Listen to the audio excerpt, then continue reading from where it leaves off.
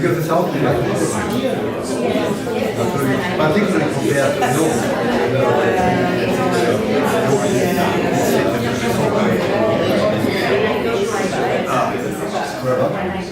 the book from Shakespeare's Hamlet.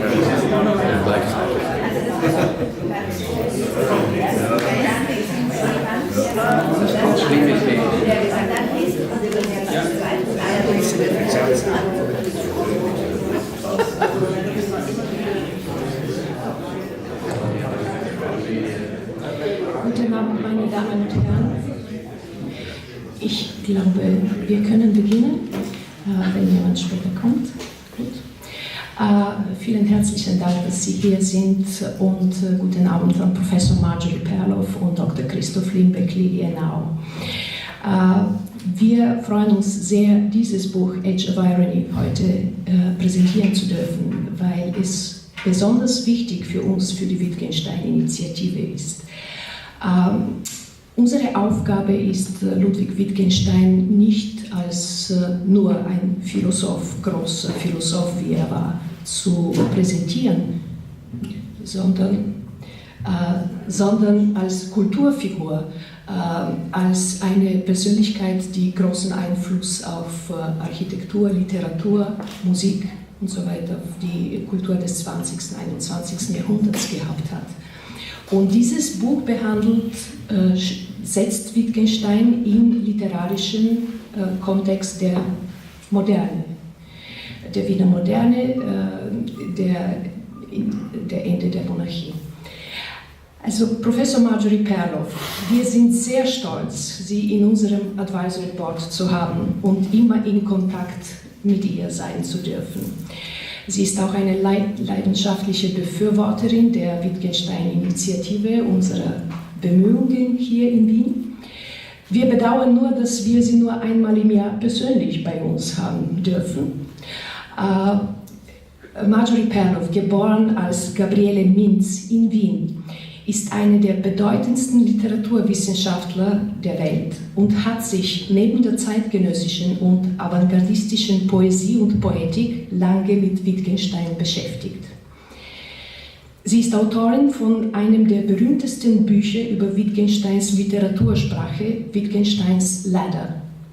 Sie ist Professor Emerita of English an der Stanford University und an der University of Southern California, Elected Fellow of the American Academy of Arts and Sciences and the American Philosophical Society. Letztes Jahr wurde sie zum Ehrendoktor der Universität Innsbruck ernannt. Somit wurde vom Rektor der Universität Innsbruck das Zeichen gesetzt, dass es für Österreich höchst an der Zeit ist, Marjorie Perloff als Person zu würdigen. Wir sind sehr dankbar, dass wir heute Abend auch zum ersten Mal am Podium Dr. Christoph Limbeck-Lilienau begrüßen dürfen. Er ist Mitglied der Philosophischen Fakultät der Universität Wien und Geschäftsführer der österreichischen Wittgenstein-Gesellschaft in Kirchberg am Wechsel. Nicht zuletzt möchte ich mich beim österreichischen Staatsarchiv bedanken, Eigentümer von diesem schönen Grillparzerhaus. Die Beziehung Grillparzer-Wittgenstein ist sehr stark, sehr bedeutend. Und persönlich an Frau Karin Holzer, die eine reibungslose und fantastische Zusammenarbeit ermöglicht. Und an den Direktor Dr. Wolfgang Madertaner, der vielleicht später auch selbst kommt. Vielen herzlichen Dank.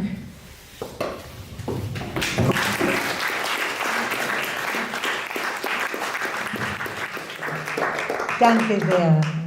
Ich freue mich sehr, wieder hier zu sein. Und das letzte Mal habe ich keine Stimme gehabt.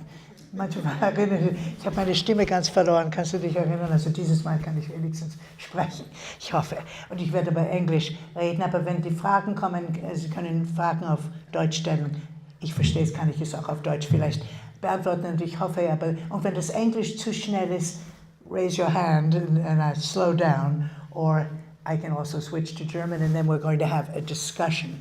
So I thought I would begin by just telling you a little bit about how I came to write this book, The Edge of Irony. My real field is English and American, and also French to some extent, poetry. I'm really a poetry critic.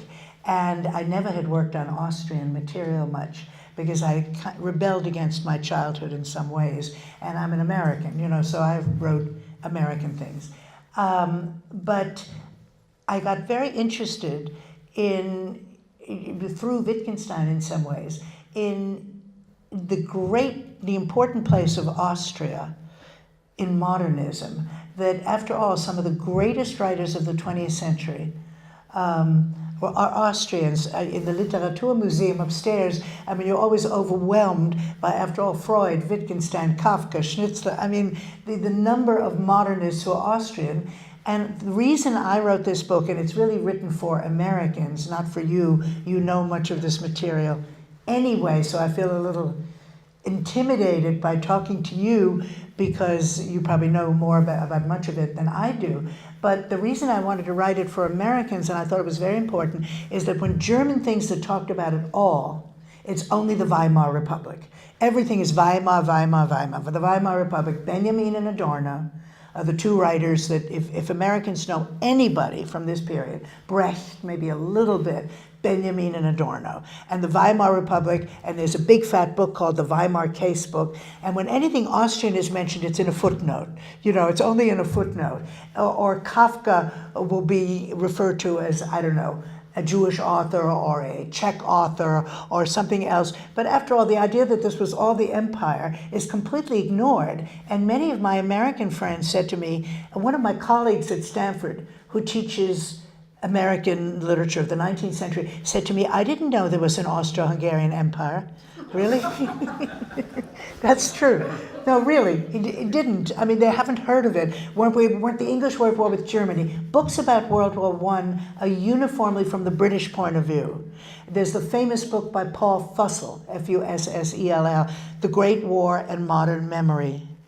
And that's all written from the British point of view. You wouldn't really know the Germans, much less the Austrians, really existed. The Crown Prince, Sarajevo, people know that story a little bit. That's sort of known. But after that, it's only in terms of the Germans. And so it's a very strange thing. And I thought it's interesting because in this period, Austria produced, as far as composers, writers, maybe not so much artists, but certainly composers and writers, the great ones were mostly Austrian. There doesn't have to be a contest, but it's a fact. And so I wanted to write a book about Austral Modernism and show people how important these Musil, Canetti, Celan, who's sort of the last Habsburg member I have here, Karl Kraus. Karl Kraus is really unknown in the United States, completely unknown. I have had people actually say to me, who is Karl Kraus? Who is that? Now, fortunately, Edward Timms, who's a British scholar who has translated Die letzten Tage der Menschheit, and has now translated, it'll be coming out soon from Yale, Die dritte Walpurgisnacht, which is very relevant today, very important book to read. There will be more interest in Kraus, but Kraus is so local, the dialect is difficult, the jokes are difficult. And so people on the whole don't really know that. So I wanted to write a book, and it's worked up to a point that would interest people in a new group of writers, because when the word modernism is used in the United States, it's almost always French. French modernism is the great modernism. In art, it's Picasso, Braque, Matisse, etc. And in literature, it's taken that way too, from Proust on down. Or we're now going to have in Los Angeles, where I live, the Thomas Mann house. Thomas Mann's house is finally for sale. He had died, and the family who owned it moved out. And the Villa Aurora, which some of you may know, which we have in Los Angeles, and which brings fellows from, done out of Munich in part, München, has taken over the Thomas Mann house. And in fact, I'm going to a meeting next week where they're going to decide what are they going to do with this Thomas Mann house, what kind of lectures are they going to have. And I'm going to insist they include some Austrians, because, you know, it's just a kind of thing that it's just because it's such a small country and it isn't as well known. But there's a book, for instance, by Russell Berman called The Rise of the German Novel, where whatever Austrians in it, as I say, are just footnotes, and it's just, and then when they are mentioned, they're mentioned as if they are German.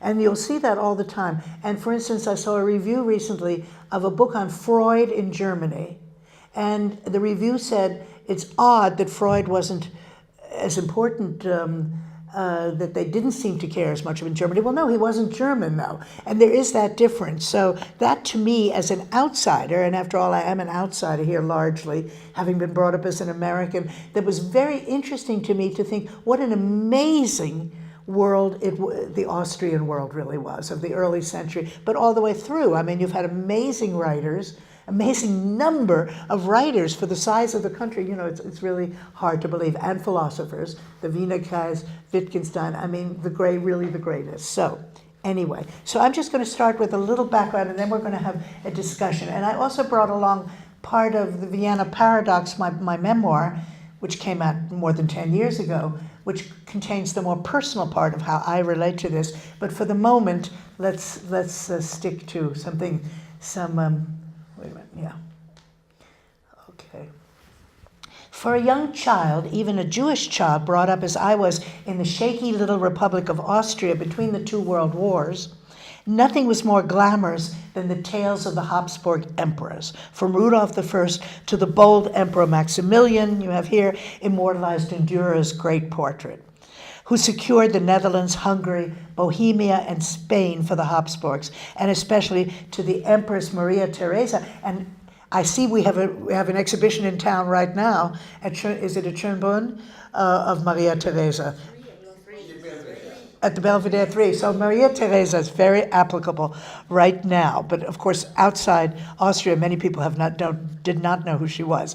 That powerful sovereign who presided over her vast empire, orchestrating both the War of the Austrian Succession and the 7 Years' War, both against Prussia, while bearing a husband, Francis I, 16 children, 16, one of whom was Marie Antoinette. Stories about Maria Theresa were the stuff of legend and fairy tale. The child Mozart, for example, having performed for the Empress, evidently jumped on her lap and kissed her. That's a picture of that. She rewarded him with a little suit decorated with gold braid. A devout Catholic, Maria Theresa was staunchly anti-Protestant and even more virulently anti-Semitic, but as Austrian children we knew only happy anecdotes and tuneful songs about the great Empress and her succession. For example, the famous Radetzky March, is the Musikverein, still performed with great fanfare to a jubilant audience at the annual New Year's Day concert in the Musikverein. I was startled. If you go on YouTube, you will be amazed to watch these performances of the Radetzky March here on New Year's Day. Everything is clapping like crazy and stamping, and they all know it by heart, and the enthusiasm is just fantastic. I mean, it's really something to see. The era of good feeling, personified by the Radetzky March, came to an abrupt end with Hitler's Anschluss of Vienna in 1938. But the real watershed, I argue, occurred 2 decades earlier, namely in 1918, the year you're going to commemorate next year, 100 years later, with the demise of the Habsburg Empire at the end of World War I. Consider the following series of maps, and I'm sure you know these things, but I'm going to show them to you anyway. Before 1914, the Austro-Hungarian Empire was a multi-ethnic and polyglot entity covering 240,000 square miles. Its 50 million inhabitants included what are now Hungarians, Czechs, Slovenes, Serbs, Croats, Bosnians, and Romanians, as well as the Poles of Galicia, the Russians of the western Ukraine, and the Italians of the southern Tyrol and Trieste.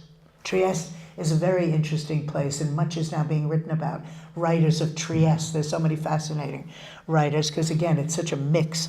4 years later, when World War I ended and the dual monarchy was dissolved, Vienna became the capital of a small, here's the interim period, and here it is after the war, 4 years later. Look at that transformation. A capital of a small and fragile republic that had only 6 million inhabitants and a territory of 32,000 miles, a nation the shape of a tadpole, whose eastern head, Vienna, sat uneasily on a body whose tail was in the Vorarlberg Mountains. And I mean, so it's quite small, as you know. Indeed, the first republic, born in 1918, was made up of the area that remained after the bulk of the empire was parceled out to create new nations or to add to existing ones. As the French Prime Minister Georges Clemenceau remarked, l'Autriche, c'est ce qui reste. Austria is just what's left over. It's just this little bit. From the hindsight of a century, Hitler's annexation in 1938 of Austria, the vague, gray, and inert shadow, as Stefan Zweig called it, of the former imperial monarchy, was probably inevitable, as was the coming of the Second World War, just 20 years after the end of the First. Increasingly, historians are referring to the events of 1945 as the Long War, or the Second 30 Years' War. And I think that's certainly the way to look at it. It's all one war in many ways. I mean, there's so little time in between, and the same things continue. In 1918, most Austrians, including the Jews, had wanted to become part of Greater Germany.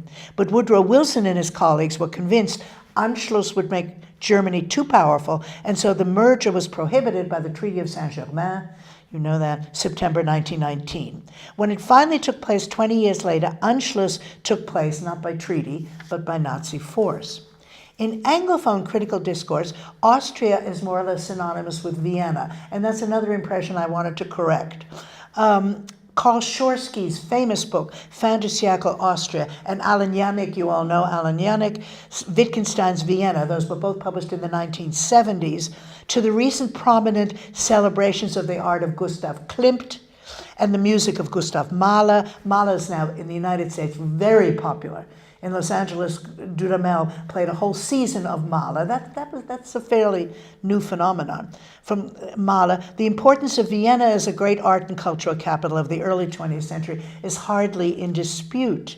But what has been less well understood, and that's what this book is about, is the astonishing impact of what I shall call Austral Modernism began to exercise in the post-World War I years, when artists and writers from the far-flung frontiers of the dismembered empire, writers mostly Jewish, but not all, who had received a classical German education as authorized by the centralized K&K, Kaiserlich und Königlich government, came on the scene. Joseph Roth was a native of Brody in Galicia, after World War I incorporated into Poland and later into the Ukraine, who made his living as a journalist, first in Frankfurt and Berlin, and then in Paris. Elias Canetti came from the Danube city of Ruse, now in Bulgaria, was a schoolboy in Manchester, England, grew up, studied, and launched his career in Vienna, only to have to flee in 1938 and found asylum in London. Paul Celan was born Paul Antschel, A-N-T-S-C-H-E-L, in Czernowitz, the capital of the Bukovina. Here's Czernowitz at that time, a territory incorporated into Romania in 1918, occupied by the Russians in 1944, and now part of the Ukraine. After World War II, he lived briefly in Bucharest, then in Vienna, before marrying the French graphic artist Gisèle de Lestrange and settling in Paris. So these are all exile writers who really don't quite belong anywhere. Brody, Ruse, Czernowitz, these multi-ethnic towns were hundreds of miles from Vienna, and their occupants inevitably spoke a number of languages, but the high culture of the Habsburg Empire provided their intellectual horizon. And it is interesting how much Vienna controlled these distant places. Current labels are thus rather misleading. Kafka, I don't write about Kafka simply because there's such a huge literature on Kafka. I was not going to include Kafka, but he certainly fits into this group. Dates are 1883, 1924, is sometimes classified as a Czech writer, sometimes as a German, or again, sometimes known as a Jewish writer, belonged, of course, to the empire. Celan is generally referred to as the Holocaust poet, a Holocaust poet from Romania. Canetti, a Sephardic Jew raised in Bulgaria and turned cosmopolite. Or again, these writers are classified according to their written language as quite simply German. The Jewish link, moreover, has obscured the extent to which the decline and fall of the dual monarchy also transformed the lines of its non-Jewish writers. Here's Gregor von Retzori, an important writer, I think, who also comes from Czernowitz, the same town as Paul Celan. And I'm going to say a little more about Retzori, but you may know him. He's kind of the chronicler of the declining Habsburg Empire, and his cruel but brilliant book, Confessions of an Anti-Semite, 1979, it has now been translated in English and is quite a big seller, published by the New York Review of Books. That's a big imprint. Robert Musil. So here are two pictures of Musil. You know, whose Man Without Qualities, Der Mann ohne Eigenschaften, published in 1930, has long been considered the classic German dissection of the impending collapse of Campania, as Musil called the Kaiserlich und Königlich Empire. He was born in Carinthia, Kärnten, received a classic Austrian education in Brno, now in the Czech Republic, graduated from its technical university, where his father was a leading professor, and continued his scientific studies in Berlin before settling with his Jewish wife Martha in Vienna. In 1938, the Musils had to flee Austria. They settled in Switzerland, where Musil died in great penury, very poor, lost all his money, and the Mann ohne Eigenschaft was still not completed. So the list of these provincial Austrian writers goes on, and culminating after World War II in the work of Thomas Bernhard, in Ingeborg Bachmann, both from the Austrian provinces, he from the Wallensee near Salzburg, she from Klagenfurt, about 25 miles from the Slovenian, then the Yugoslavian border. So what I shall call Austral Modernist literature is thus characterized by its unique position vis-a-vis the First World War. No other national culture experienced the trauma of sudden rupture as fully as did the Austrians. And that is what I wanted Americans to see in a way, because that's so, largely unknown, really. Germany, after all, had been a unified nation less than 50 years when World War I broke out, as had Italy. These are new countries. And however terrible the war was for the English and the French, their sense of national identity was not really called into question in 1918. The map doesn't really change. Alsace-Lorraine, you have a small change, but the basic map of France and England remains the same, as does the British Empire. That was to happen only after World War II with the loss of the overseas empire, so that England really was not hit the same way. So you don't have this thing of this huge empire becoming this very small country. So here is Gregor Redzori's account of that background. And this is from his book, The Snows of Yesteryear. Czernowitz, where I was born, was the former capital of the former Duchy of Bukovina, an easterly region of Carpathian forestland in the foothills of the Tatra Mountains. In 1775, ceded by the former Ottoman Empire to the former Imperial and Royal Austro-Hungarian realm as compensation for the latter's mediation of the Russian-Turkish War. After 1848, it became one of the autonomous former crown lands of the House of Habsburg. Now, we can readily see that everything in this quick summary, he says, is designated as former. That is to say, not in the present, not truly existing. And this invests my birthplace with a kind of mythic aura, an irreal quality. It is of no use to try to elucidate this mythic twilight by means of historical analysis. That the Austrian-Hungarian monarchy has not existed since 1918 is well enough known. Yet in Czernowitz, people acted as if they didn't quite believe it. German remained the everyday language of most people. Vienna was the closest metropolis, and no one thought of denying it the rank of capital. After 1940, the Bukovina was cut in two by a state treaty between the Third Reich and the Soviet Union. The northern part, which includes Czernowitz, Czernovitsky, became part of the Soviet Republic of the Ukraine, and as such it was no longer the capital of its province, because the capital of Ukraine is Kiev. At this writing, with Ukraine once again contested territory, the identity of Czernowitz is shakier than ever. What are these places? The literary ethos of Austrian post-war writers, all of them displaying a love-hate relationship to Vienna and opting for various forms of exile, is curiously distinct from its German counterpart. In the Research Laboratory for World Destruction, as Karl Kraus, born in the Czech town of Ichin near the Polish border, called Austria, in his monumental anti-war play, The Letzte Tage der Menschheit, published in 1922.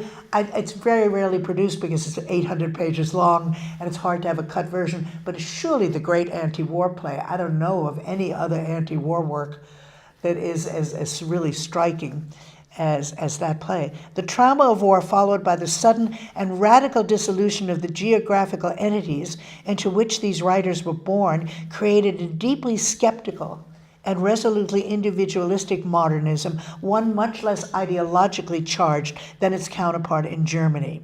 Neither the intellectually rigorous and revolutionary Marxism of Weimar writers like Brecht, nor on the right Heidegger's post-transcendental philosophy, centering on the disclosure of being in the world, seems to have had much appeal to the ironic, satiric, darkly humorous, erotic, and often slightly mystical world of post-empire Austria. As Musil put it in chapter 4 of Der Mann ohne Eigenschaften, in defining what he called a sense of possibility. Whoever has this sense does not say, for instance, here this or that has happened, will happen, must happen, but he invents, here this or that might, could, or ought to happen.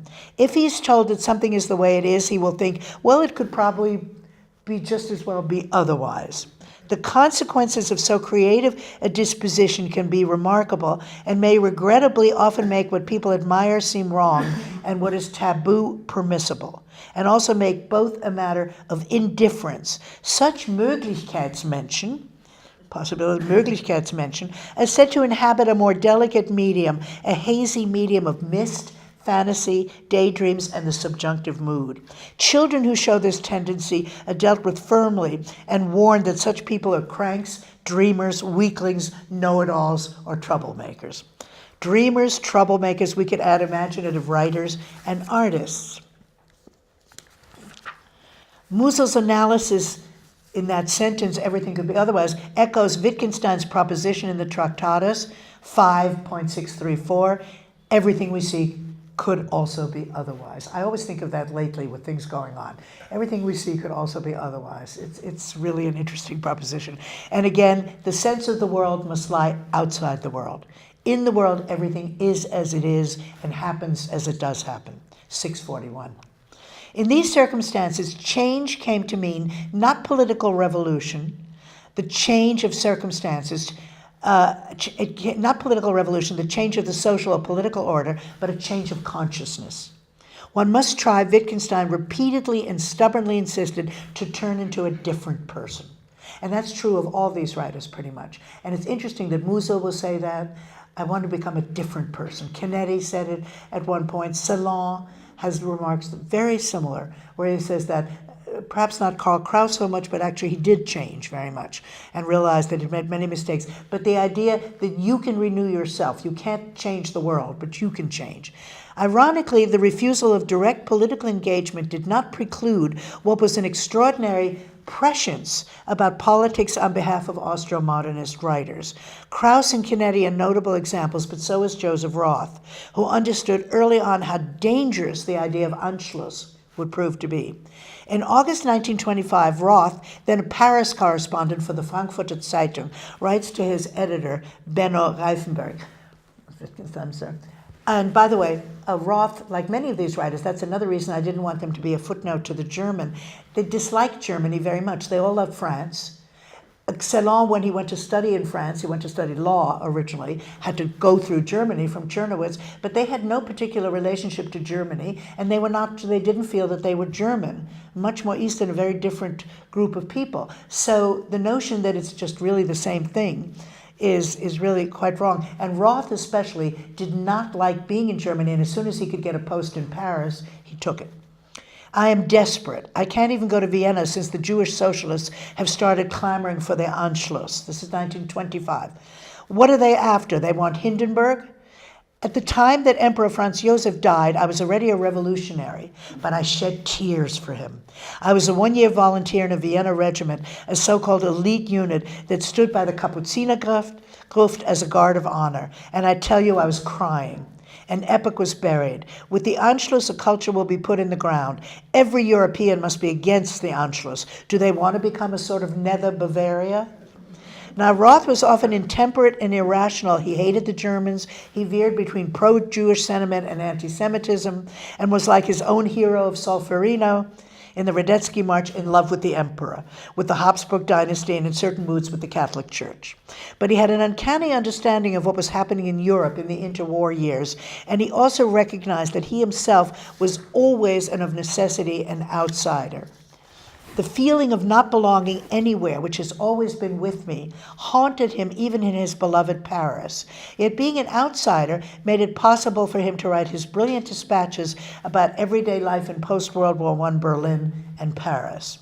Now, such contradictions, and they are endemic to Austral Modernism, has been nicely pinpointed by Erich Hobsbawm. This is interesting. Hobsbawm, of course, was originally Austrian, became the great British historian, communist, somebody who never renounced communism, and I was surprised he could even step back and say this, but I thought it was very interesting coming from him. Of all the great multilingual and multi-territorial empires that collapsed in the course of the 20th century, the decline and fall of the Emperor Franz Josefs, being both long expected and observed by sophisticated minds, has left us by far the most powerful literary or narrative chronicle. Austrian minds had time to reflect on the death and disintegration of their empire, while it struck all the other empires suddenly, at least by the measure of the historical clock, even those in visibly declining health, like the Soviet Union. But perhaps the perceived and accepted multilinguality, multi-confessionality, and multiculturality of the monarchy helped to a more complex sense of historical perspective. Its subjects lived simultaneously in different social universes and different historical epochs. It's a very interesting statement. It's interesting that Hobsbawm, whose own childhood in 1920s Vienna was one of misery and hardship, poor family, and who was soon to become a dedicated communist revolutionary, recognized that so far as literature was concerned, the most complex and powerful dissection of empire was that of the Austrians. Now, the next section is on, and I don't know if we want to go on with this or not perhaps, is on the political picture immediately, the elections and so forth in 1918. I don't know that we have to do that here. Yes? No? All right, well, I'll go on just a little bit, and then we'll have the discussion.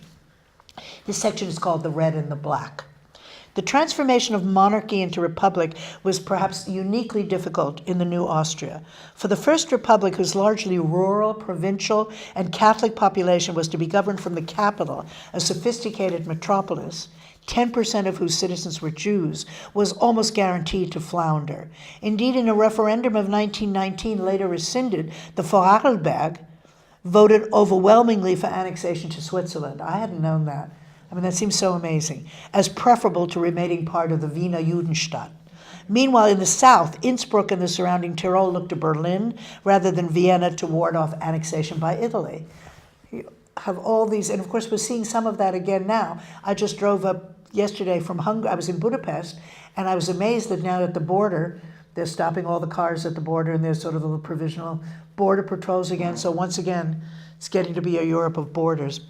In his memoir, my grandfather, Richard Schiller, it's my grandfather, who had served in the pre-World War I cabinet as Sektionschef for Commerce, recalls returning to his ministry office in the Ballhausplatz on an October day in 1918, even as the armistice was being negotiated in Paris. And I thought this was very interesting. I translated this. He has a memoir, but it's in German. I found my colleagues silently sitting in their offices, not knowing what to do, and avoiding a discussion of the catastrophe. I had worked with people of all nationalities for 20 years. Before the war, I'd worked under two ministers of commerce, Vogt and Fiedler, who were Czechs, and the undersecretary, Dr. Müller, was a Czech, and assistant secretary, a Pole, and in my own department, 2 out of 5 officials were Czechs. They asked me if they should leave the office, and I advised them to go to Prague, where they might be needed by the new government. They now belonged to victorious Czechoslovakia, and I to defeated Austria. My own mother was a citizen of Czechoslovakia, where I had been born in Brünn. So it's quite strange. The resulting crisis had no parallel in Germany. The newly established state of Czechoslovakia immediately cut off all coal supplies. The Hungarian and southern Slavic provinces cut off 3/4 of the former food supply, and in the freezing winter that followed, the winter of 1918, England and France refused all loans and shipments of grain, flour, or oil. In The World of Yesterday, Stefan Zweig gives a horrific account of his own train journey in 1918 from Feldkirch, the Swiss-Austrian border station in the Vorarlberg, to Salzburg, where he owned property. And how long a ride would that be normally? It'd be just a few hours, I think. But anyway, the guards who showed us our seats were haggard, starved, and ragamuffin. They crawled about with torn and shabby uniforms hanging loosely over their stooped shoulders. The leather straps for opening and closing windows had been cut off, for every piece of that material was precious. The electric bulbs had either been smashed or stolen, so that whoever searched for anything had to feel his way about with matches. Everyone held on to his baggage anxiously and hugged his package of provisions close. No one dared separate himself from a possession for a single minute in the darkness. So a journey that usually took 7 hours took 17. And in arrival in Salzburg, there were no porters, of course, no cabs, and later no fuel and little food. And he writes, a young lad shot squirrels in our garden for his Sunday dinner, and well-nourished dogs or cats returned only seldom from lengthy prowls. That's how bad things were. People were eating dogs and cats. Against this background, the first Austrian parliamentary elections were held in February 1919. There were in effect two political parties, the Christian Socials and the Social Democrats. The Socialist Party primarily drew on Jewish Vienna. It won the first election by 6 seats, 69 to 63, with 26 votes for the small right-wing Nationalist Party. Victor Adler, the venerable socialist leader, died shortly after the armistice, and Karl Renner, a German-speaking Czech who had been librarian for the Reichsrat, the Imperial Council, became the first chancellor of the new republic. Otto Bauer, a leading Viennese Austro-Marxist, became the foreign minister. In less than 2 years, the situation was reversed. In 1920, the Christian Socials won 79 seats to the Socialists' 63, and for the next 18 years, the Socialists never again won a national election. That was it. So that was over till 38, although they succeeded in creating a remarkable welfare state here in Red Vienna. The latter became, as Lisa Silverman notes in her book on that, a lone red city surrounded by the black Christian social provinces and federal government.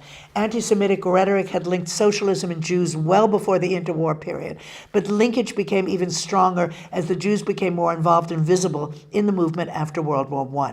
In 1922, a Catholic priest, Ignaz Seipel, here he is, sitting in the front, was elected chancellor. And Engelbert Dollfuss, the controversial chancellor of the early 1930s, who ruled autocratically without parliament, also came from the priesthood, both ex-priests. Just 2 years into his chancellorship, Dollfuss, who, authoritarian as he was, did dare to defy Hitler, was openly assassinated in his office by Nazi gunmen. I was thinking, now frankly, I mean, again, I'm speaking as an outsider and I'd like to hear your view of this. I didn't understand how after that, after 1934, anybody thought anything good could happen. I mean, if you could murder the chancellor openly in his office like that, you know, and by the way, that became the story that Brecht used in The Rise and Death, The Mysterious Death of Arturo Ui, is really that story. And it's also based on Richard III, Shakespeare's Richard III, the whole story of how the wife acts and so forth. Anyway, tens of thousands of Jewish refugees fleeing the war in Galicia and Bukovina, as well as Poland and Western Russia, had been pouring into Vienna since the fall of 1914, fanning the flames of anti-Semitism that had long been latent in Catholic Austria. And here's some statistics are useful. Since the emperor's granting of emancipation in 1867, the Jews of Austria, based mostly in Vienna, had multiplied and flourished. There were 40,000 in Vienna in 1870, 72,000 in 1880, over 118,000, almost 10% of the population, in 1890. The newly built railways helped to speed up immigration from the east. By 1885, more than 60% of all doctors and over half the lawyers registered in the capital were Jews. More important, nearly all the major newspapers in Vienna were owned and staffed by Jews, a situation that gave them a great deal of power to shape public opinion and I think caused terrible problems because you know, there's stories of in Brigitte Haman's Hitler's Wien, a wonderful book. She shows how Hitler and already his father, reading these newspapers, became frantic, you know, reading that side and feeling that they didn't describe them at all and caused a great deal of trouble.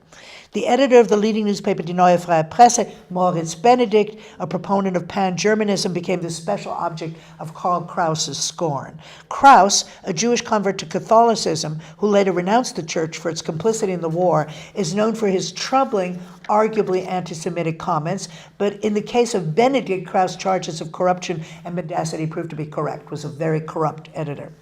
Now, the overrepresentation of the Jews in the social democratic movements of the period led to open calls for ethnic cleansing. The Russian Revolution of 1905 had prompted a special wave of anti-Semitism. Leon Trotsky, who lived in Vienna between 1907 and 14, became the symbol of the Jewish drive towards socialist revolution.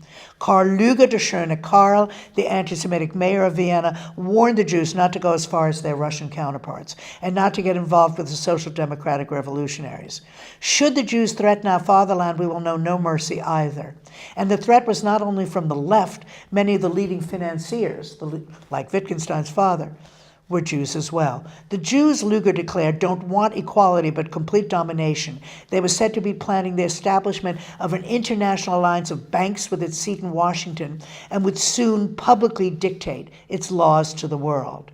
And during the war, with the influx of poor Galician Jews with their black kaftans, hats, and long beards, and foreign Yiddish speech, Jews who worked as peddlers, underselling their native counterparts and often becoming wealthy in the process, the anti-Semitic temperature rose even further.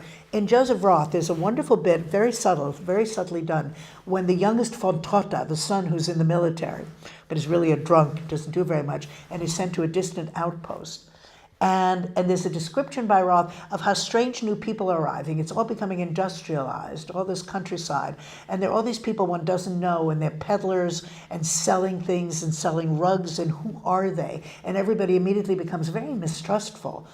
And it's already the blow up you're going to see later. And I want to point out that in Canetti, The Tongue Set Free, the first volume of Canetti's memoir, which I have a whole chapter on, in Canetti's memoir, there's the most marvelous bit that when Canetti is a schoolboy in Vienna during World War I, let's say around 1916, and he walks home with a friend whose father is a military officer, and they see these boxcars arriving with people on them, very crowded and dirty, World War I.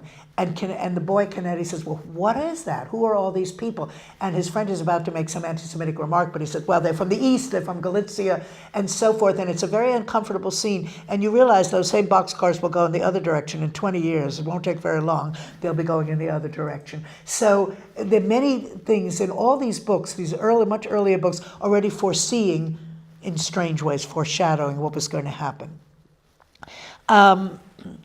Well, I won't go into all the over-representation of what happened, but the assimilated Jews, many of whom, like Wittgenstein or Victor Adler, came from families that had long been converted, say, by 1850, and had distanced themselves from their origin, were now in an especially difficult position. Members of the preceding generation, for example, Arthur Schnitzler or Gustav Mahler, had certainly experienced anti-Semitism, but exile was not yet a necessity. On the contrary, these artists regarded Vienna as their home, their city. Austria-Hungary is no more, declared Freud in 1918. I do not want to live anywhere else. For me, emigration is out of the question. I shall live on with the torso and imagine that it is the whole.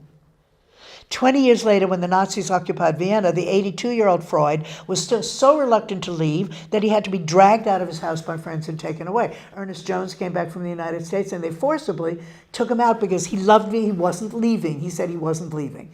This was his town. And many of my relatives were just like that. This was the place they loved. They had a wonderful life, actually. You know, Vienna's an incredible city. They could walk to the opera. They had all the culture, and this is the way it went.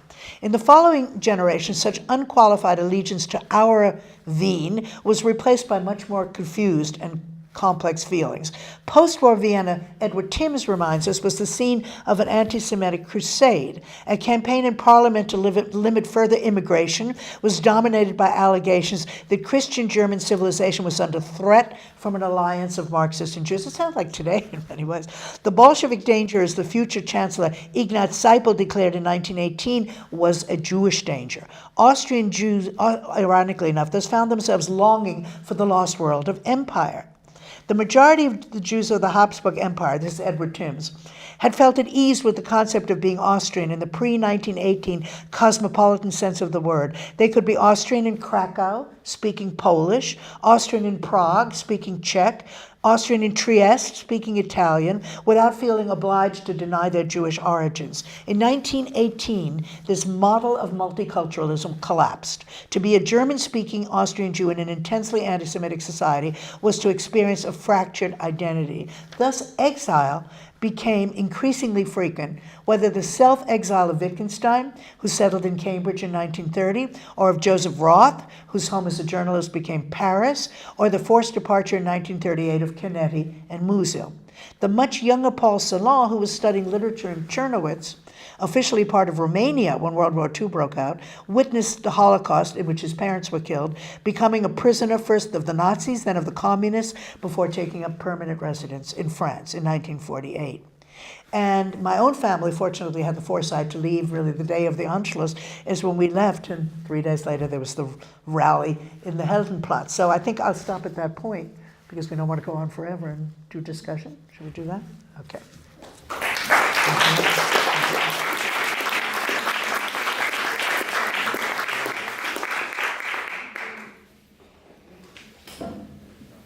So yeah, so I come from a different background. I'm working on the same period actually on the Vienna Circle, but in analytic philosophy and also sometimes on Wittgenstein. But my main focus is the Vienna Circle. And I wanted to make first a remark about, you said that you wrote the book because also you wanted to show to the Americans that there's a real difference between Austria and the German culture. And in philosophy that's very different, strangely, because analytic philosophers don't want they don't have any connection to this German philosophy of Hegel and Exactly. Adorno and Benjamin, so they don't really want to read that or hear about that. So I have a funny anecdote. I asked a very famous American philosopher, John Searle, a student of Austin, and I said, did you read Hegel? And he said, how do you spell that name? So that was a joke, but this difference is much stronger in philosophy than it is in the humanities. And so That's very interesting. Yeah. I appreciate it very much that you try to connect literature more to this analytic Well, it's a different mindset. You know, when you go back and you read Benjamin and Adorno, they're always very pessimistic and actually I mean, I love Benjamin. Adorno, I'm not as fond of, but they brought up on Hegel completely. Yeah. Everything begins with Hegel. But very interesting. Sometime read the correspondence between Benjamin and Adorno between 1933, when Hitler came to power, and when they and 38 or 39. They never mention anything about politics or anything of what's going on, or and Wittgenstein, of course, they had no use for, or the Wiener Kreis, and it's always this mournful, you know, what Hegel had said, what Marx had said, and so forth, and yet there's no practical politics involved. They never thought that they could participate themselves in any way. Now, it's not that Wittgenstein participated in politics, but some of the Wiener Kreis actually were politically, and economists, political scientists, and so forth. It's a very different group, but the best way to think of it in opposites is you can't imagine Heidegger being an Austrian, and you can't imagine Wittgenstein being German. It's a mindset, it couldn't be, the whole idea of Dasein, Geworfenheit. The concept, in the Heideggerian concept of Geworfenheit, to be thrown into the world. Can you picture Wittgenstein talking about Geworfenheit? I can't. I mean, I just don't think so. Or Dasein, he would say, what is all that? Poppycock, you know, das ist ja nur Unsinn, das ist sehr viel Unsinn, and so forth, because it's so much more practical, it's a different mindset. And you're right, that Searle, for instance, you know, we have American philosophers, Charles Peirce, yeah. Who are in many ways are closer to Wittgenstein, and you know, than to the Germans. But for some reason, I mean, just yesterday I spoke to Charles Altieri, actually wrote a book on Wittgenstein, and what are you working on? Working again on Hegel. I have to work out Hegel's doctrine of this and this, that. It just, German philosophy, you know, or Nietzsche for that matter. Well, of course, Nietzsche was important for Wittgenstein too, but, and Wittgenstein, those who don't, did not study philosophy. He was an engineer. He was very practical. That, of course, makes a huge difference, that he was not brought up in that milieu at all. Yes. And I mean, many Austrian writers had also, I mean, first a connection to philosophy and also to, perhaps more than in Germany, to the natural sciences. Yes. I mean, Musil studied psychology, wrote on Ernst Mach. I was just going to say Ernst Mach. Bachmann wrote, she wrote her dissertation in philosophy. So perhaps this. That is very interesting. That's a kind of perhaps stronger influence of But I more think, yeah, and I think scientifically oriented in this philosophy. regard that Fantasiekel Vienna, Shorsky's book in a way did a disservice, you know, because all very romantic. He has chapters on the Ringstrasse, what that created, and he has Klimt is very important, the world of Klimt, and so you get this picture of Fantasiekel Vienna that in a way, and he doesn't really, I mean, he has a chapter on Wittgenstein, but he no, it doesn't, does he? No, he doesn't. No, I'm sorry. That's then in Wittgenstein's Vienna. Yeah. But even in Wittgenstein's Vienna, I thought it doesn't take into account, because I did think it's fascinating that the people from the distant provinces, I mean, Roth comes from Brody outside Lemberg, and he only came to Vienna a year before the war broke out, 1913, to study. No sooner had he come to Vienna, he adored it so much, he got a horse, he went riding, went to the Reitschule and all that, and he became part of it in the whole social world, so that the war came as a terrible blow, you know, people like that. And from these distant places, it was the great good place, you know, you could come to, like Paris in a way for the French, but even more so in a different way. And yet it was inevitable, I think, that philosophy, if you just look on the map, I always think that philosophy was going to develop differently because it's so much more Eastern. Does that make any sense? I mean, after all, Austria is much further east than Germany. It's a very different place. I liked very much this. I mean, one of the core theses of your book is that's a literature nourished from the edges, no, from the borders, from the outside borders. And I mean, before coming here, I checked the main figures of Vienna 1900: Klimt, Schiele, Kokoschka, Otto Wagner, even scientists like Boltzmann. They all came either from Vienna or from Kokoschka came from 30 kilometers from, was born 30 kilometers. The artist did, yeah. So a lot of these people, of the core culture in 1900 was much more centered on Vienna, and there was perhaps less influence of these edges you was talking about. I think it's more writers and composers after Mahler came from Bohemia, right?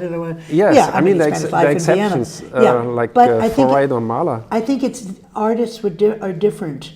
I think artists, you depend on a studio system of a certain sort that you weren't going to have in the countryside either, whereas writers like Paul Celan could come from a place like Czernowitz. They weren't artists that came. I think that's because the arts, the fine arts, the visual arts work differently.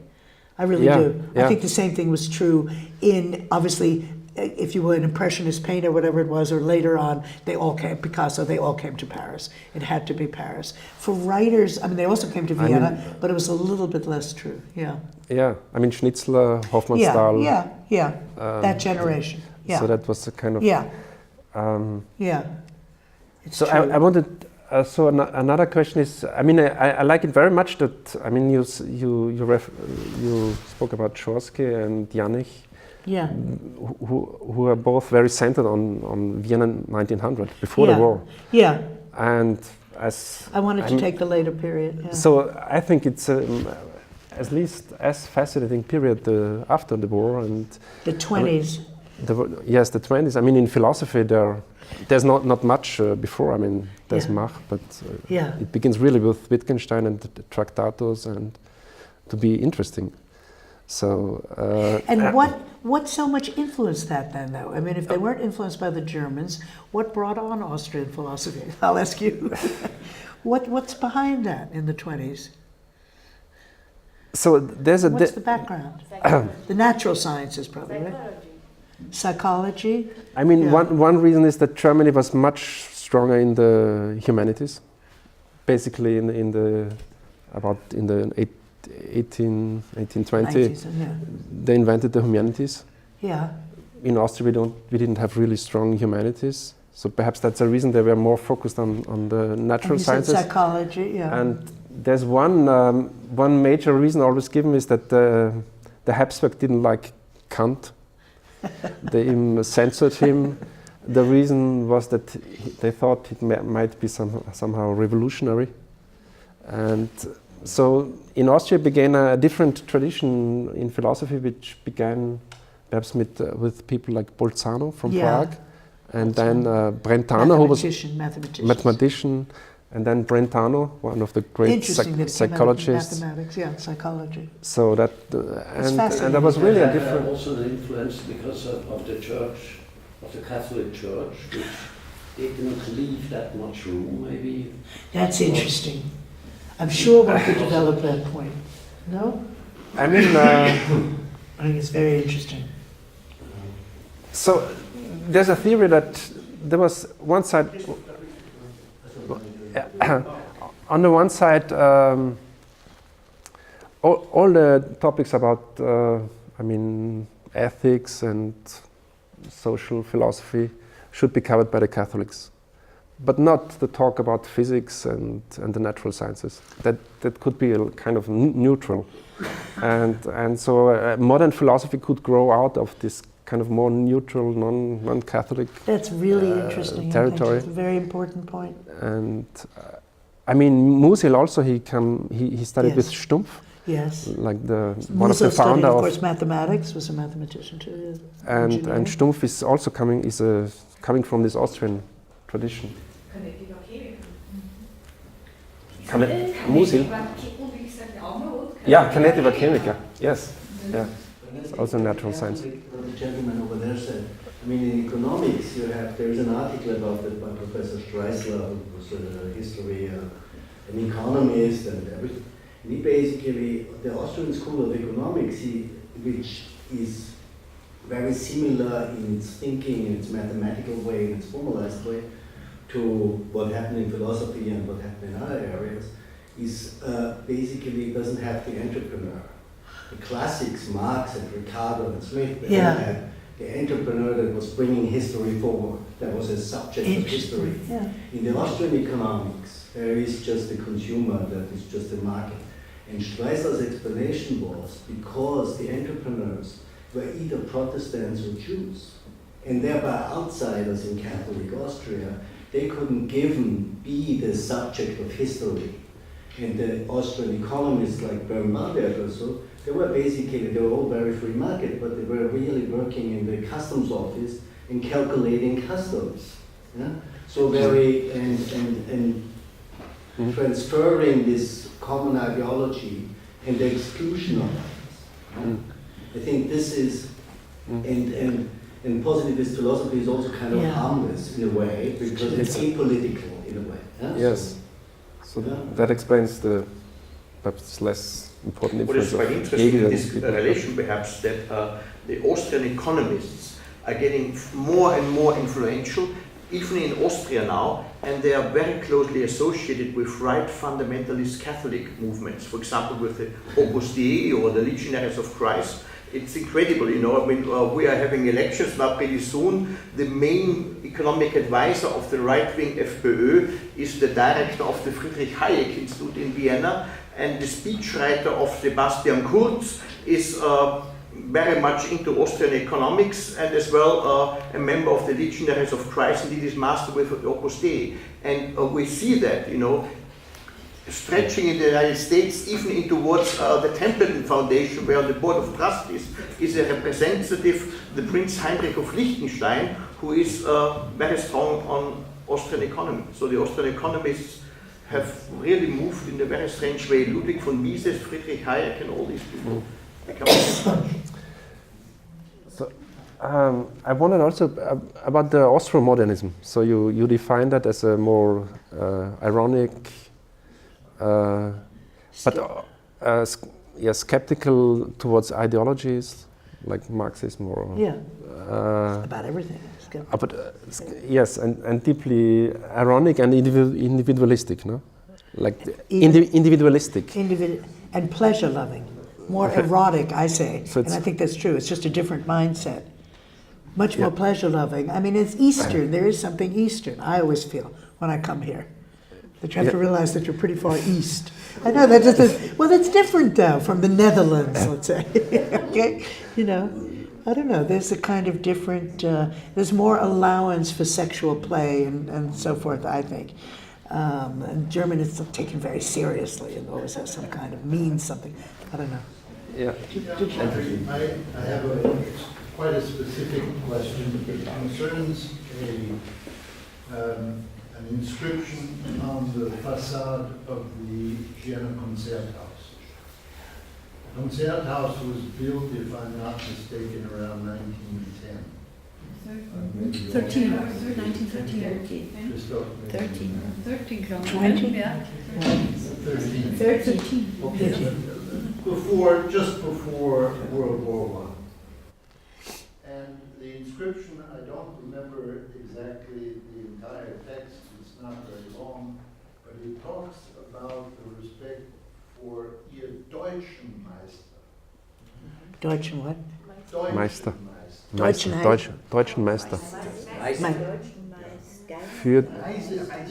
Für die deutschen Meister, oder? When you walk up to the Konzerthaus, if you read German, first thing you see is this inscription which praises the Deutschen Meister. And I have to say that every time that I have looked at this, it has, I won't say it has shocked me, but it surprised me. yeah. It surprises me because of the time in which it was written, and that a society which was as open, particularly in music, to the whole world, would, on the facade of the Konzerthaus, zero in on a very small group of musicians who didn't really I guess. really representative of what was played in the Concerthouse, or for that matter, anywhere else. And I just would like to have your comment. I don't know but what that would mean. I don't know. I think- we're not German. That he didn't mean Germany as a nation. He meant No, Deutschland. That what? That is all that's going on before, and you have to see that. I mean, the Schorsky, right? Victor Adler and the later father of National Socialism, ideological, they were all in the same Burschenschaft in 1848. That's sort of the 1848 Deutsch, Yeah. which meant the modernism and enlightenment and modernity versus the old Catholic Empire and Habsburg. That was not in the later sense we understand after the Second World War. That was the Roman Emperor of German nation. Wittgenstein, in his diaries at the front in First World War, says the English will almost certainly win this war, which pains me so much because I'm German through and through. He Yes, says, he I'm does say German that. through and through. And this is somebody who 20 years later said, I remain in Britain because I can't imagine having That's a right. German passport. So he was not feeling German as a German citizen, but the language. Yeah, well, that's right. That's right. The language is and by the way, with Celan, that's very interesting. The language. Celan had the idea that you have to write in your own language. His French was excellent, of course, and he did lots of translations, but he felt you only can write in your Muttersprache. He argued with all those who felt, you could assume another language completely. But at the same time, he had to go visit his publishers who were in Köln, or whatever, and he hated doing that because there weren't enough publishers in Vienna at that time, right after World War II, so that, he wanted to be big publishing, and that meant Germany. So he had to go on trips to Germany to see his publisher, but he really disliked it. And he left as soon as he could because he never felt at home and he felt they were making remarks about him, and they probably were. So, that was already all coming to the fore then, and why we have this. I mean, I'm sure you have different views depending on different people. I want to say one other thing, by the way, about art, to go back to that. Now, this may be just my view, but here again, I differ with both Schorsky and I would differ with Yannick in a way. I don't think Austria was a great capital for the visual arts. Yes, you have Klimt and you have, and Kokoschka and so forth, but in the general scheme of things, when you learn that from an international point of view, it can't compare to the Russians, to Malevich, to Lisitsky, to Tatlin. I mean, those were your great modernists. And I was brought up to believe, my family certainly felt that way, and I think most people did, Klimt, a little kitschy, I mean, Klimt is so famous now and sells for so much. But after all, you had the great French artists with incredible innovations, Italian futurists, Dada. You had really, I do think European modernism. I don't think that Austria was a great art capital, really. Music and literature. It was. what about? You know, yes, you have Klimt and Schiele and so forth, but I mean, if you say to me Schiele and compare him to Malevich, there's no comparison. I mean, to me, you know, those are the really great figures, but So, totally different. Yeah, I'm not saying there weren't some good painters, but I'm saying the attempt to make Vienna, Klimt Vienna, is a kind of the opposite side of the mathematical, scientific, and writerly Vienna that you're interested in, I think. I mean, I think you're. So please. What? The blockbuster. Well, yeah, it's now become a blockbuster, but even then, they're not that many, you know. So Los, great architecture. So I say in music, it's the capital. I mean music. Look at music. When I read your great book on the futurists, the futurist moment. So I checked if there was any Austrian. I just found Kokoschka mentioned one time. Yeah, no. So, and I mean, you wrote in this book how tremendous this cultural innovation was by the futurists and the Russians and all that. Yeah. And so, why isn't this Austrian modernism Because connected it's a matter, in any way well, to that? then we get back to the whole issue of representation. I talk about that in the book a little bit. For a long time, I thought I wasn't interested in the Austrian novelists, let's say like Roth, because they're basically realistic novelists who still believe in representation, mimesis. Yeah. Okay, whereas Apollinaire, Sandra, the French artists and so forth, had already broken with that completely. Yeah. And I was brought up to believe modernism is something, is art, is collage, is fragmentation, is the kind of things that Marinetta invented, those inventions, those great inventions. And after all, whether Kokoschka and the German expressionists too, really did not break with the basic representational contract. Yeah. So that would be, I would say. I mean, the different exceptions are certainly music and philosophy, perhaps, where Music, there was really a radical music, break. Architecture. Yes. Of course, medicine. Yeah. The science says medicine, yeah. Yeah. Different I mean, as I say, I think in art, it's a problem always in all countries. You know, today, when you look at, say, what is the art like coming out of whatever countries that have been developing countries, because you have to have, in the visual arts, you have to have a kind of both studio and certain kinds of, I don't know, maybe Christian could say something about that whole subject. I agree with you. Do you? This is not really a great culture of the fine arts. That's what I've It's a always culture of performing arts. Right.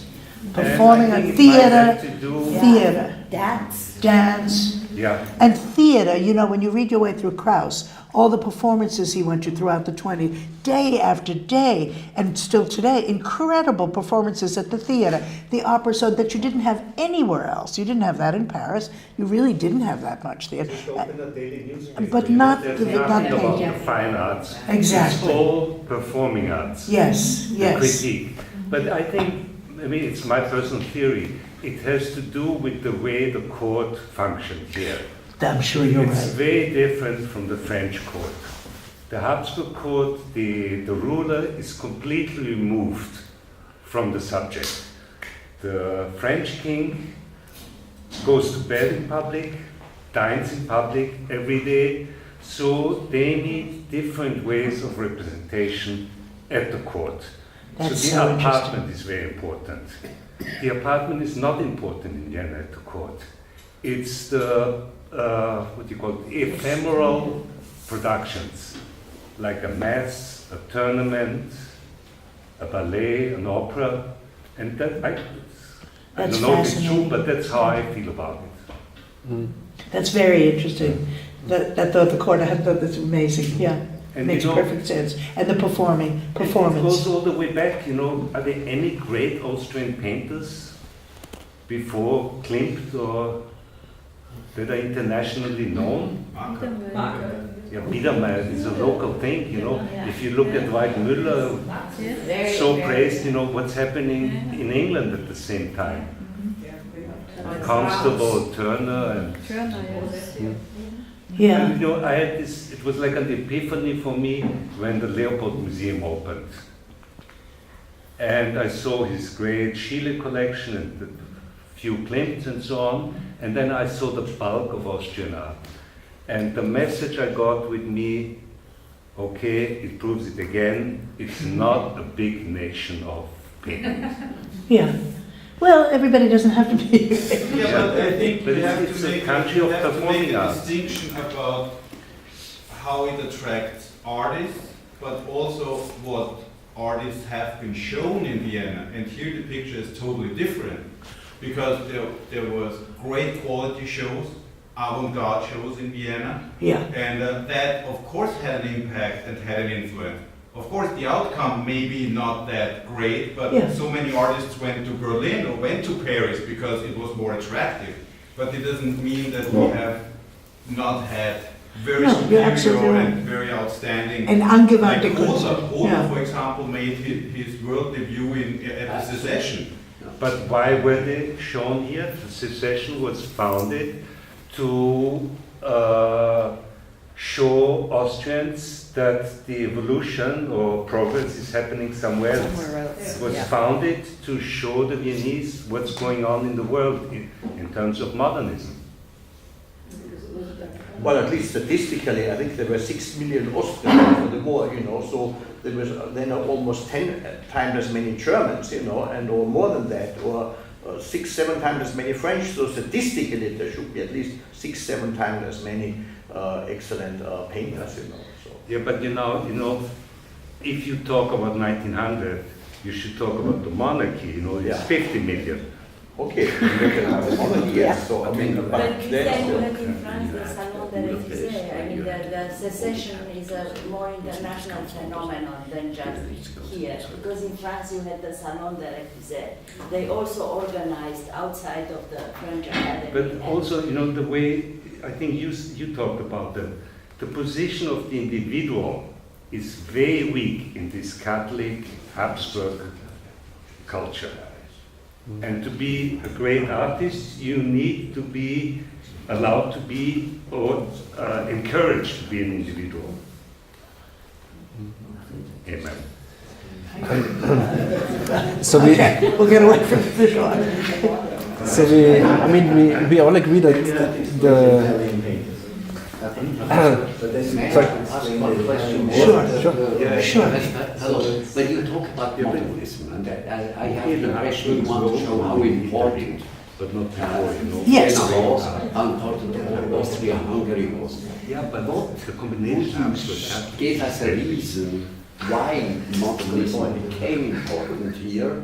Does it have to do with the modern civilization of Austria-Hungary? Because when you look at the achievements, I'm trying to look at the achievements more than at the failures of the empire, which then of course disappeared because of failures. But when you look on the positive side, I think the achievement was to have a civilization all over that multicultural empire, which was really very, very modern.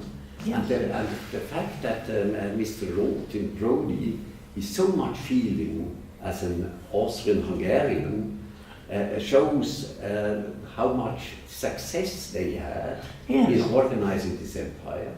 And I have sometimes the impression that really this modernism and Musil was possible only because he was part of this multicultural society. Yes, that's what my point. When you read his book, it really is amazing how much of ideas are floating around in that. Well, I think the multilingualism is very important. Even again in that book by Brigitte Hamann, Hitler's Wien, she describes how, and you probably know this, how Hitler, when he was starting out, went to the parliament and loved to listen to the speeches by the Czechs and studied them carefully. And then his best friend who went with him said, "But you don't understand the language." He said, "That's why it's very important. I want to see when it's a language I don't understand what the rhetoric is." Do you know what I mean?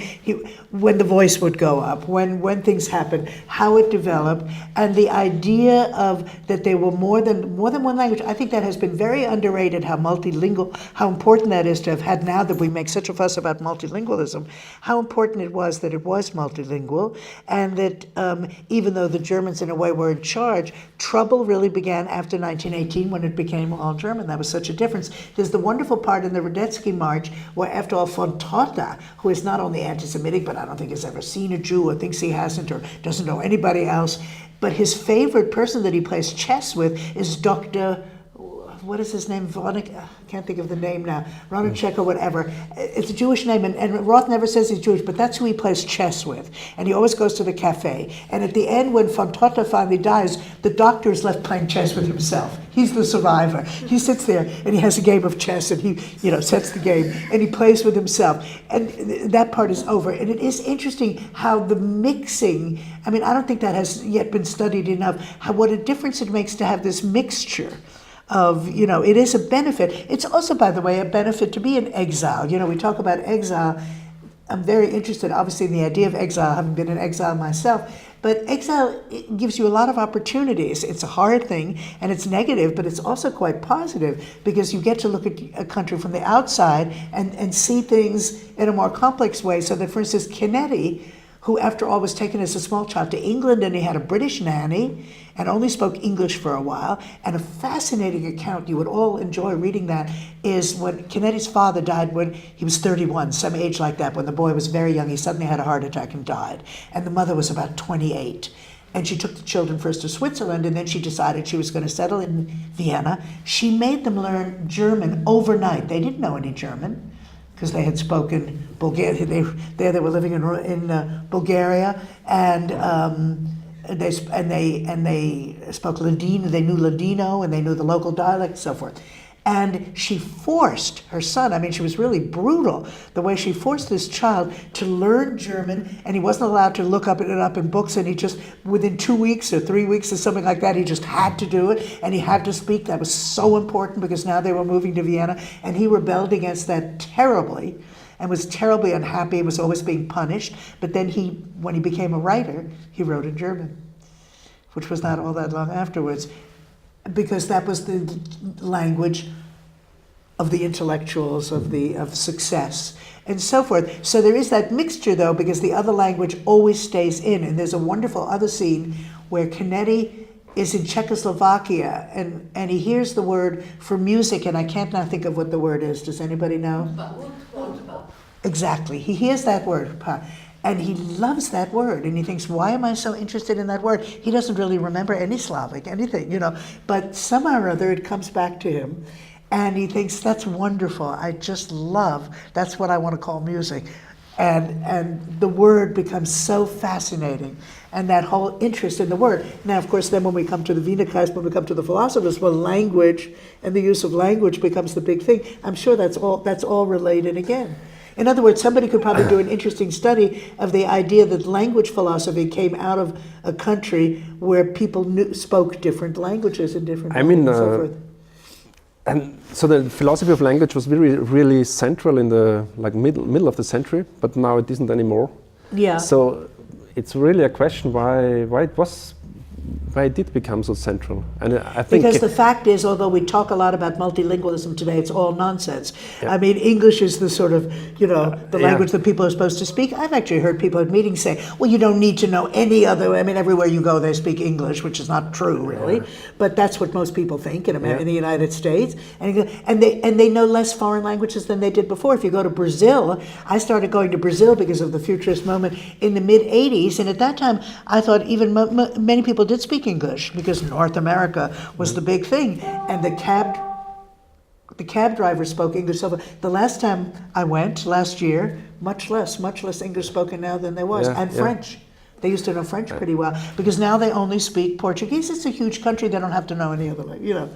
That's why language. Yes, I mean, I'm sure. The philosophy of language comes from Wittgenstein and the Vienna Circle. It began there. And so we can ask the same questions about how this crisis of language, all these fights about language in the empire had influenced this shift to language in philosophy. And also in literature. I mean, the Austrian literature after, I don't know, at least 45 is really Handke, Bernhard, Bachmann already. Bachmann, is centered on writing Set on language. language, right.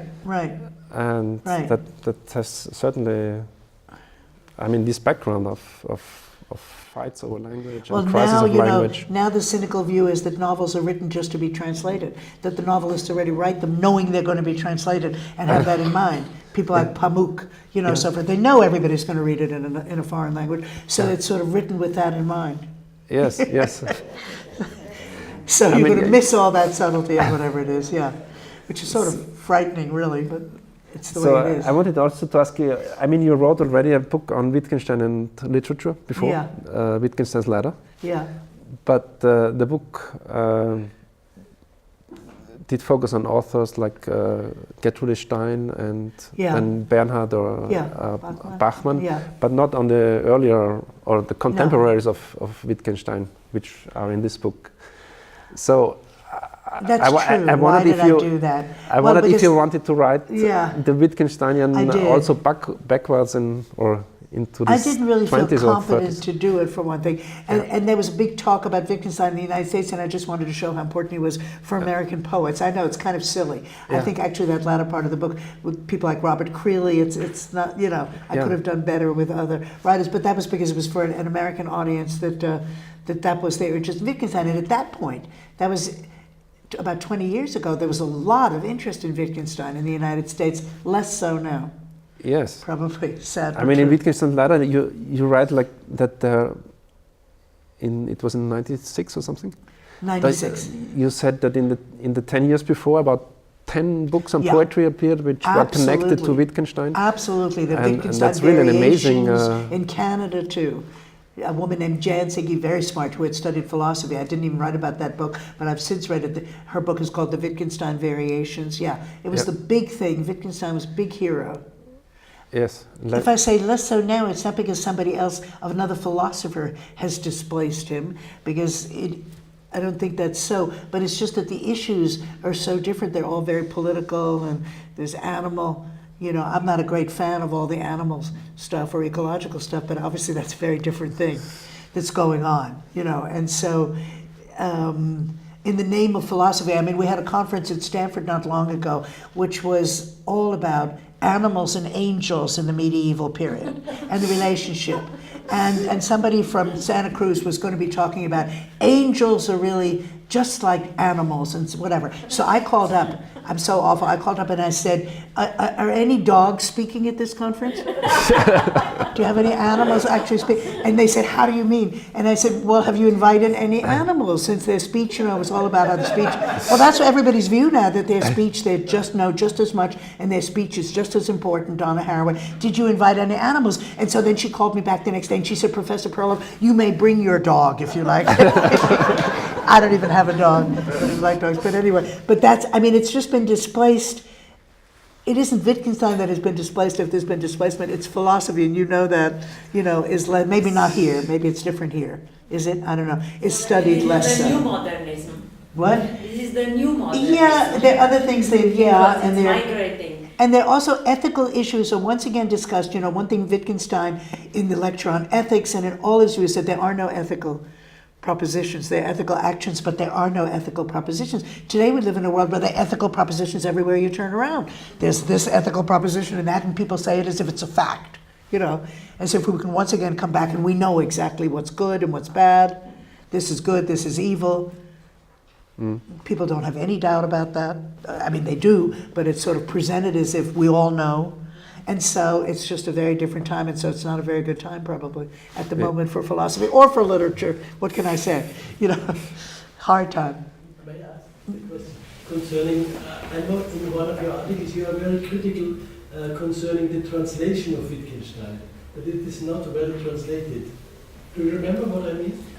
You wrote about translating Wittgenstein into English. And that it's very problematic if you cannot read Wittgenstein in translation? German language. Would you say people who don't speak? I think it's a real problem. I mean, the English feel as if they own him. I've written on that a little bit.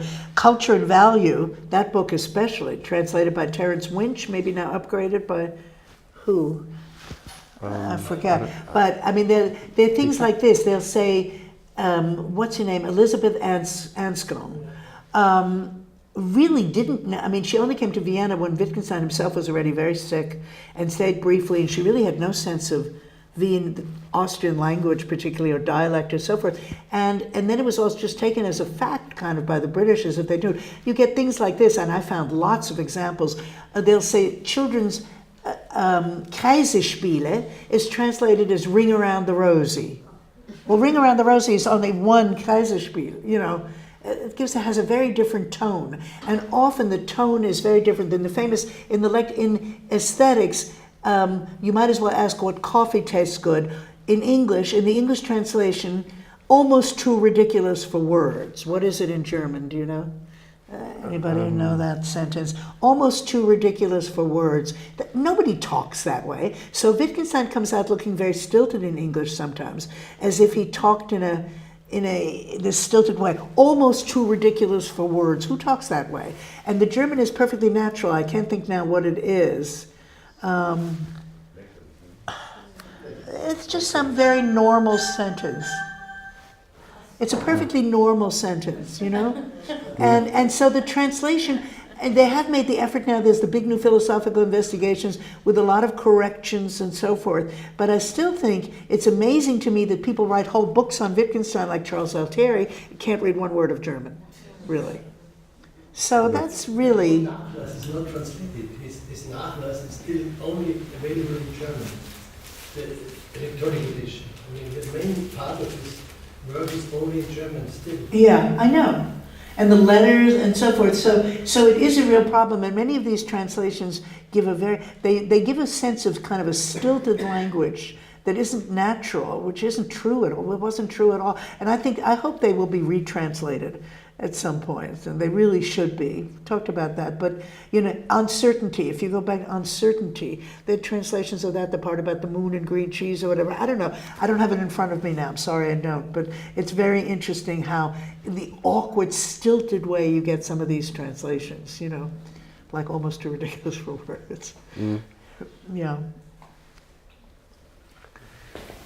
Yeah, so I think that problem will not come up in the future anymore, because now the Austrian philosophers or philosophers in Austria and Germany, especially when they are in the area of the analytical school, talk English to each other. Of course, that English they're having is as well a very uninspired, stilted English. It is funny. But there is no need to translate it anymore. You know, that is now the result. I think on the Vienna philosophy department, most conversations in some areas are simply in English. Yes. Most conferences are in English. Conferences are in English. The PhDs are in English sometimes. So. Yeah. But it shows when you look at the style, it's a very uninspired, stilted style, so I think they have it more from the West. Also es war einer der interessantesten Abende, die wir gehabt haben. Aber ich möchte etwas sagen. Und ich weiß, dass Frau Perloff damit sehr einverstanden ist. Wo ist Ludwig Wittgensteins Platz im heutigen Wien?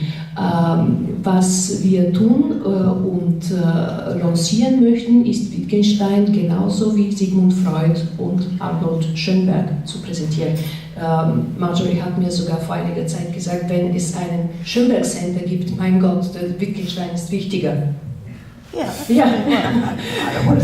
Und auf jeden Fall gehört er nach Wien. Und ich wollte sagen, wir lancieren in Kürze eine Kampagne Bringing Wittgenstein Home. Und das Jahr 2018 kommt, das ist 100 Jahre Wiener Moderne. Und da bereiten wir eine Ausstellung vor, Traktatus-Ausstellung, aber nur weil es unbedingt 100 Jahre sein muss. Das ist nicht das Wichtigste oder das Einzige, was Wittgenstein auszeichnet. Ich wollte Ihnen nur sagen, woran wir gehen, woran wir arbeiten, die Wittgenstein-Initiative. Unser Ziel ist es, ein Wittgenstein zu Hause, ein Wittgenstein-Center in Wien zu haben, wo wir ihn aus allen Seiten sehen können. Nicht nur als Philosoph, sondern als Schriftsteller, Poet, Philosophie darf man nur dichten und so weiter. Wir wären Ihnen sehr dankbar für jede Unterstützung, für Spreading the Word auch, weil es nicht leicht ist, viele Leute zu überzeugen, dass ein analytischer Philosoph sehr spannend ist. Aber wir wissen, er ist spannend. Marjorie, er ist spannend. Wittgenstein verdient als sehr spannend betrachtet zu werden. Also vielen herzlichen Dank und für jede Unterstützung Ihrerseits. Danke. This is good. It's very interesting. A lot of issues came up that I hadn't even thought of. Yeah. Very interesting.